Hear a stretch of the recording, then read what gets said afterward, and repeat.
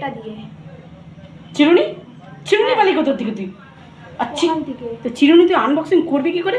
এভাবে বাবা বাবা বাবা দাঁড়া, তোর আনবক্সিং এর জন্য আমি জিনিস দিচ্ছি, তুই আনবক্সিং কর। এটা দিয়ে হবে? ওই এটা তো ভারী, এ তো সত্যি সত্যি করছে। দেখ দেখ তো আনবক্সিং। বাহ বাহ, লাগবে না, এটা আমার হেডফোন শেষ। আমার আনবক্স রাম শেষ। আমার হেড, তুই আমার হেডফোন